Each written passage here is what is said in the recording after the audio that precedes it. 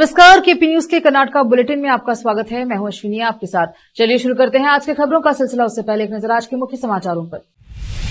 बीदर जिले में शिवसेना और एमईसी समर्थक कन्नड़ संगठनों ने कर्नाटक बंद का समर्थन।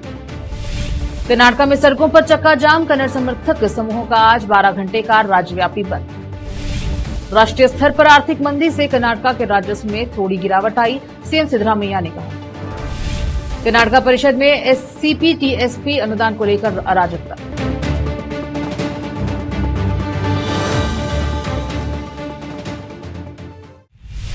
समाचारों का सिलसिला शुरू करते हुए देखते हैं समाचार विस्तार से। बीदर जिले में शिवसेना और एमईएस समर्थक कन्नड़ संगठनों ने कर्नाटक बंद के समर्थन में शहर के मुख्य मार्गों पर बड़े पैमाने पर विरोध प्रदर्शन किया है और उन उपद्रवियों की निंदा की जिन्होंने कर्नाटक परिवहन विभाग की बसों पर स्याही पोत दी थी और ड्राइवरों और कंडक्टरों पर हमला किया था। माननीय उपायुक्त के माध्यम से मुख्यमंत्री को एक याचिका प्रस्तुत की गई। इस अवसर पर कर्नाटक रक्षण वेदी के शिवराम गौड़ा, कर्नाटक रक्षण वेदी के स्वाभिमानी सेने, कन्नड़ सेने, कर्नाटक विश्व कन्नड़ सेना, कर्नाटक रक्षण वेदी के और अन्य संगठनों ने भाग लिया। इस अवसर पर कर्नाटक रक्षण वेदी के जिलाध्यक्ष प्रशांत भाविकट्टी और विश्व कन्नड़ सेना के राज्याध्यक्ष सुब्बण्णा करकनली ने मीडिया से बात की। इस अवसर पर विभिन्न कन्नड़ समर्थक संगठनों ने पदाधिकारी आदि उपस्थित रहे। कैमरामैन पपुराज का कवरेज। कर्नाटक राज्य रचने आಗಿದೆ। ಕರ್ನಾಟಕದ ರಾಜ್ಯದಲ್ಲಿರತಕ್ಕಂತ ಯಾವುದೇ ಜಿಲ್ಲೆ ಯಾವುದೇ ಗಡಿ ಭಾಗದ ಗ್ರಾಮ ಮತ್ತೊಂದು ರಾಜ್ಯಕ್ಕೆ ಸೇರ್ಪಡೆ ಆಗುವುದಿಲ್ಲ, ಅದು ಕರ್ನಾಟಕದಲ್ಲಿ ಉಳಿಯುತ್ತದೆ। ಕನ್ನಡದಲ್ಲಿ ಇದ್ಕೊಂಡು ಕನ್ನಡದ ನೆಲದಲ್ಲಿ ಇದ್ಕೊಂಡು ಕನ್ನಡದ ಅನ್ನವನ್ನು ಹುಡುಕೊಂಡು ಇಲ್ಲಿ ಕನ್ನಡಿಗರ ಮೇಲೆ ಹಲ್ಲೆಯನ್ನು ಮಾಡತಕ್ಕಂತ ಕೆಲಸವನ್ನು ಎಂಇಎಸ್ನವರು ಶಿವಸೇನೆಯವರು ಮಾಡಬಾರದು। ಇದು ಕನ್ನಡ ತಾಯಿಗೆ ಮಾಡಿರ್ತಕ್ಕಂಥ ದ್ರೋಹ ಆಗ್ತದೆ। ಆ ನಿಟ್ಟಿನಲ್ಲಿ ಇವತ್ತು ಕರ್ನಾಟಕ ರಕ್ಷಣಾ ವೇದಿಕೆಯ ಶಿವರಾಮ ಗೌಡ್ರ ಬಣ್ಣದ ವತಿಯಿಂದ ಪ್ರಶಾಂತ್ ಭಾವಿಕಟ್ಟಿ ಅವರ ನೇತೃತ್ವದಲ್ಲಿ ಏನಿವತ್ತು ಕರ್ನಾಟಕ ಬಂದ್ಗೆ ಕರೆಯನ್ನು ಕೊಟ್ಟು ಅದಕ್ಕೆ ಬೆಂಬಲವನ್ನು ಸೂಚಿಸಿ ಇವತ್ತು ನಾವು ಕನ್ನಡದ ಅಭಿವೃದ್ಧಿ ಆಗಬೇಕಾದ್ರೆ ಉದ್ಯೋಗವನ್ನು ಕೊಡ್ರಿ, ಕನ್ನಡಿಗರಿಗೆ ಸರೋಜಿನಿ ಮಹಿಷಿ ವರದಿ ಜಾರಿಗೆ ತರ್ರಿ, ಅನುಷ್ಠಾನಗೊಳಿಸಿ, ನೆಲ ಜಲ ಭಾಷೆ ವಿಷಯ ಬಂದಾಗ ಯಾವುದೇ ಅನ್ಯ ಭಾಷೆಗೆ ಅವಕಾಶ ಮಾಡಿಕೊಡದೇನೆ ಕನ್ನಡ ಸಾರ್ವಭೌಮತೆಯನ್ನು ತೋರಿಸ್ಕೊಡ್ತಕ್ಕಂಥ ಕೆಲಸ ಸರ್ಕಾರ ಮತ್ತು ಸಂಘಟನೆಗಳು ಮಾಡಬೇಕಂತ ಹೇಳಿ ಈ ಮೂಲಕ ನಾನು ವೀರ ಕನ್ನಡಿಗರ ಸೈನ್ಯ ರಾಜ್ಯ ಸಂಚಾಲಕನಾಗಿ ಸರ್ಕಾರಕ್ಕೆ ಒತ್ತಾಯವನ್ನು ಮಾಡ್ತೇನೆ। ನಾನು ಡಾಕ್ಟರ್ ಸುಬ್ಬಣ್ಣ ಕರ್ಕಿ। ಇಡೀ ರಾಜ್ಯದಲ್ಲಿ ಕರ್ನಾಟಕ ಬಂದ್ಗೆ ಕರೆ ಕೊಟ್ಟಿತ್ತು। ಅದರ ಜೊತೆಯಲ್ಲಿ ನಾವು ಇವತ್ತು ಬೀದರ್ ಜಿಲ್ಲೆಯಲ್ಲೂ ಕೂಡ ಕರ್ನಾಟಕ ಬಂದ್ಗೆ ಬೆಂಬಲ ಕೊಟ್ಟು ಇವತ್ತು ಒಂದು ಬೃಹತ್ ಪ್ರತಿಭಟನೆ ರ್ಯಾಲಿ ಮುಖಾಂತರ ನಮ್ಮ ಜಿಲ್ಲಾಧಿಕಾರಿಗಳ ಮುಖಾಂತರ ಮಾನ್ಯ ರಾಜ್ಯದ ಮುಖ್ಯಮಂತ್ರಿಗೆ ನಾವು ಮನವಿಯನ್ನು ಸಲ್ಲಿಸಿದ್ದೇವೆ।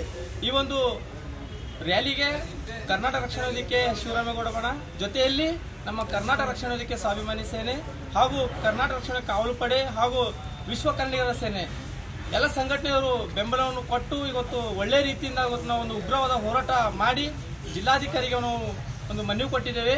ಮಾನ್ಯ ನಮ್ಮ ರಾಜ್ಯದ ಮುಖ್ಯಮಂತ್ರಿಗೆ ನಾವು ಕೇಳಿಕೊಳ್ಳೋದೇನೆಂದರೆ, ಏನು ಪದೇ ಪದೇ ಕಾಲು ಕೆದರ್ಕೊಂಡು ಜಗಳಕ್ಕೆ ಬಂದಂಗೆ ಎಂಇಎಸ್ ಗುಂಡ ವರ್ತನೆಯನ್ನು ನಮ್ಮ ಕನ್ನಡಿಗರ ಸ್ವಾಭಿಮಾನಕ್ಕೆ ಧಕ್ಕೆ ಉಂಟು ಮಾಡ್ತಾ ಇದ್ದಾರೆ। ಅವರಿಗೆ ಒಂದು ಕಠಿಣವಾದ ಶಿಕ್ಷಣ ಒದಗಿಸಬೇಕು ಮತ್ತೆ ಅಂತವರ ನಮ್ಮ ರಾಜ್ಯದಿಂದ ಗಡಿಪಾರು ಮಾಡಬೇಕಂತಂದು ನಾನು ಈ ಮೂಲಕ ಅವರಲ್ಲಿ ಕೇಳಿಕೊಳ್ಳುತ್ತೇನೆ।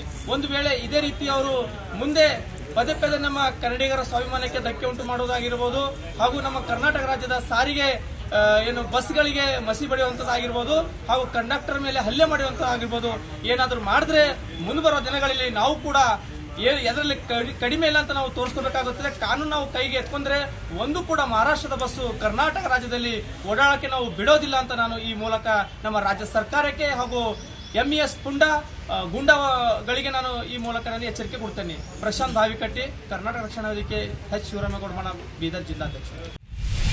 रोकते हैं समाचारों का सिलसिला, लेते हैं छोटा सा ब्रेक।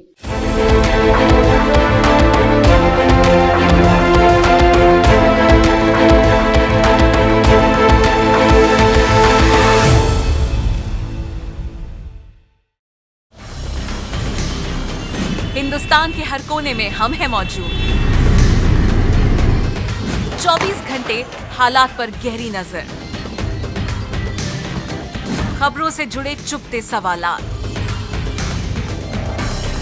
और आपको दिखाता है धार्मिक, सामाजिक, राजनीतिक, लोकल और इंटरनेशनल न्यूज की सबसे बेहतर कवरेज, जो आपको रखती है हर पल बाखबर। देश और दुनिया भर की खबर के लिए देखते रहें KP news 24/7। Noor education trust Bidar की ओर से चलाए जाने वाला Noor MEd and BEd college Bidar, recognised by NCTE Delhi and affiliated to Bidar University, Bidar. Admission are open for the academic year 2023-24. विशेषज्ञ और सक्षम शिक्षकों द्वारा शिक्षा प्राप्त करने के लिए नूर एमएड एंड बीएड कॉलेज में दाखिला लें और शांत वातावरण में शिक्षा प्राप्त करें। बीदर शहर में बेहतर शिक्षा का एकमात्र केंद्र Noor MEd and BEd college, Shahpur gate, Bidar. Phone numbers 9945283920, 8482221297। Break के बाद स्वागत है आपका। देखते हैं समाचार। कर्नाटक के बेलगावी में पिछले महीने एक सरकारी बस कंडक्टर पर कथित तौर पर मराठी भाषा नहीं आने के कारण किए गए हमले के विरोध में कन्नड़ समर्थक समूह की ओर से शनिवार को आहूत 12 घंटे का राज्यव्यापी बंद शुरू हो गया। राज्य के कई हिस्सों में कन्नड़ समर्थक समूहों ने सड़क पर विरोध प्रदर्शन किया। उन्होंने दुकानदारों से सहयोग करने तथा इस मुद्दे को समर्थन देने की अपील की, लेकिन अधिकतर दुकानें हमेशा की तरह खुली रही। बेंगलुरु में कार्यकर्ता मैसूर बैंक चौक पर एकत्र हुए और हाथों में तख्तियां लिए नारे लगाए। कुछ कार्यकर्ताओं ने राज्य की राजधानी बेंगलुरु में मैजेस्टिक में बीएमटीसी और केएसआरटीसी बस स्टैंड पर प्रदर्शन किया। प्रदर्शनकारियों ने बस चालकों और कंडक्टरों से बंद का समर्थन करने की अपील की। जैसे ही उनका आंदोलन तेज हुआ, पुलिस ने उन्हें एहतियातन हिरासत में ले लिया। मैसूर में कन्नड़ समर्थन कुछ कार्यकर्ताओं ने बस स्टैंड पर बसों को रोककर धरना दिया। उन्होंने बेंगलुरु और राज्य के अन्य भागों की ओर जाने वाली बसों को रोकने के लिए निकास द्वार के पास धरना दिया। मैसूर में केएसआरटीसी की बस को रोकने की कोशिश करने पर कन्नड़ समर्थक समूहों के कुछ सदस्यों को एहतियातन हिरासत में ले लिया गया।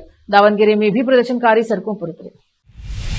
मुख्यमंत्री सिद्धरामैया ने शुक्रवार को राज्य के बजट पर विपक्ष की आलोचना को राजनीति से प्रेरित बताया। विधानसभा में बजट पर चर्चा पर जवाब देते हुए मुख्यमंत्री ने राज्य की वित्तीय स्थिति और केंद्र की वित्तीय स्थिति के बीच समानता बताई। सिद्धरामैया ने कहा कि राष्ट्रीय स्तर पर आर्थिक मंदी के कारण राज्य के राजस्व में थोड़ी गिरावट आई है, लेकिन इसमें सुधार होगा।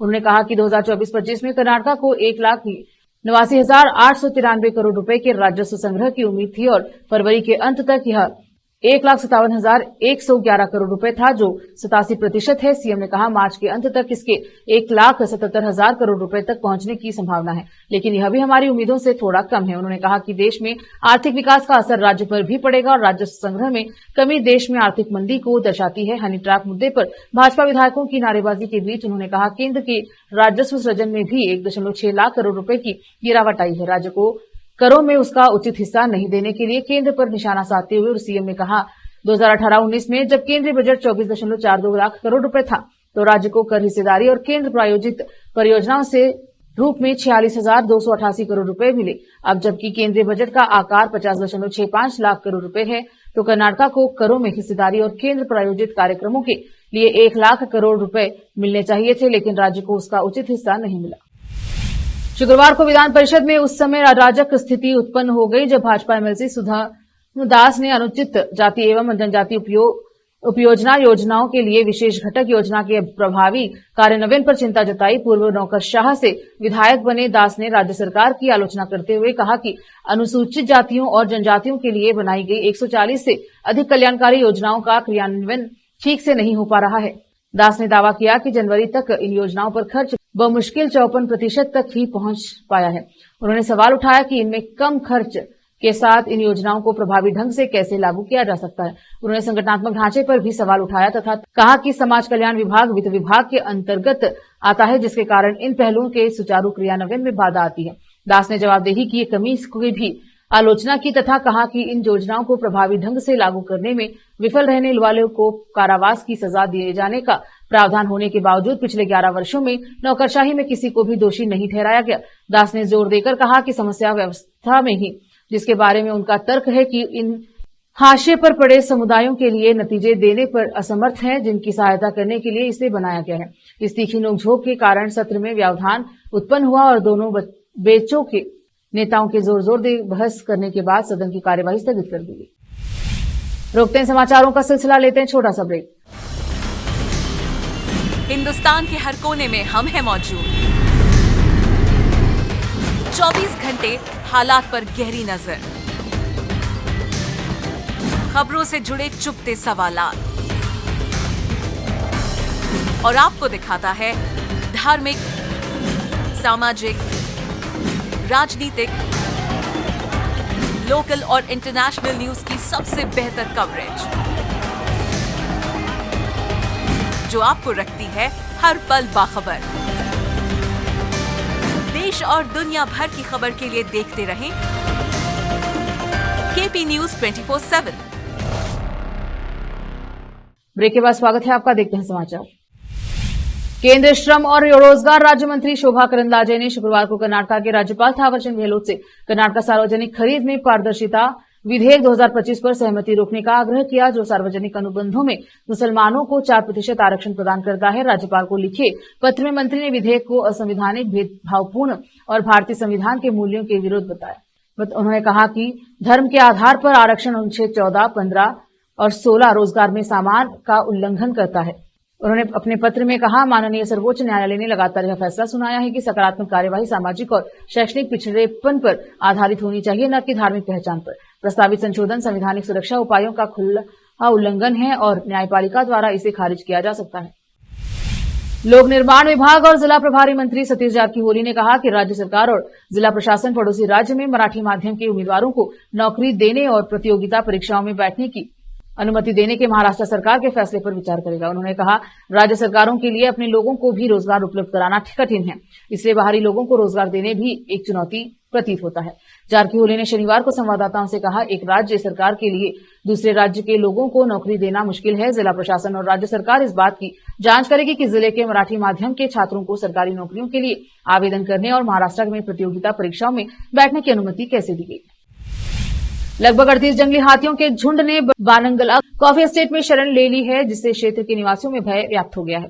झुंड में एक हाथी भी है जिसे रेडियो कॉलर लगा हुआ है और वह भी बागान के आसपास घूम रहा है। कॉफी एस्टेट में काम करने वाले लोग डरे और सहमे हुए हैं और काम पर जाने से कतरा रहे हैं। इसके अलावा हाथी कॉफी के पौधों और पेड़ों सहित कृषि फसलों को भी नष्ट कर रही है। स्कूली बच्चों के लिए भी स्थिति भयावह हो गई है, जो डर के मारे परीक्षा देने को मजबूर हैं। शाम होते होते लोगों को सुरक्षा के लिए घर भागना पड़ता। स्थानीय लोगों ने अधिकारियों से हाथियों को वापस जंगल में खदेड़ने का आग्रह किया है। उप मुख्यमंत्री डीके शिवकुमार ने शुक्रवार को कहा कि भाजपा एक संस्कृतिहीन पार्टी है और वे नहीं जानते कि विधानसभा में कैसे व्यवहार करना है। उप मुख्यमंत्री ने भाजपा विधायकों को विधानसभा से निलंबित किए जाने के बाद संवाददाताओं से कहा, वे गुंडे हैं और शर्म की बात है कि मैं 36 साल से विधानसभा में हूं, लेकिन ऐसा व्यवहार कभी नहीं देखा। उन्होंने कहा, मुख्यमंत्री और गृह मंत्री ने हनी ट्रैप मामले पर बयान दिया है। अगर कोई शिकायत दर्ज कराता है तो सरकार कार्यवाही कर सकती है। एक महिला ने शिकायत दर्ज कराई थी कि विधानसभा में भाजपा में एक व्यक्ति उसके साथ मारपीट की और मामला अदालत में है। उन्होंने पूछा कि भाजपा के कुछ नेताओं को अदालत से निषेधाज्ञा क्यों मिली। इससे पहले दिन में बेंगलुरु कोडगु जिले में भागमंडला हेलीपैड में पत्रकारों से बात करते हुए श्री कुमार ने कहा, हनी ट्रैप का मामला हिट एंड रन जैसा है। मैंने सुझाव दिया था कि गुरुवार को ही मामला दर्ज किया जाना चाहिए। मैं इस मामले में त्वरित जांच और कार्यवाही की मांग कर रहा हूं। उन्होंने कहा, यदि आप जवाब नहीं देते हैं तो क्या कर सकते हैं। शिव कुमार ने कहा, जांच तेजी से होनी चाहिए। जब उसने पूछा गया 48 विधायकों को हनी ट्रैप में फंसाया गया और क्या मंत्रियों को कोई सुरक्षा नहीं है, तो उन्होंने कहा, किसने कहा कोई सुरक्षा नहीं है। यह हनी ट्रैप पर आपके पास यूं ही आ जाते हैं। अगर आप नमस्ते कहते हैं तो वे नमस्ते कहते हैं। अगर आप जवाब नहीं देते तो क्या कोई आपसे बात करेगा। फिर से एक नजर आज के मुख्य समाचारों पर। बीदर जिले में शिवसेना और एमईसी समर्थक कन्नड़ संगठनों ने कर्नाटक बंद का समर्थन। कर्नाटक में सड़कों पर चक्का जाम, कन्नड़ समर्थक समूहों का आज 12 घंटे का राज्यव्यापी बंद। राष्ट्रीय स्तर पर आर्थिक मंदी से कर्नाटक के राजस्व में थोड़ी गिरावट आई, सीएम सिद्धरामैया ने कहा। कर्नाटक परिषद में एससीपी टीएसपी अनुदान को लेकर अराजकता।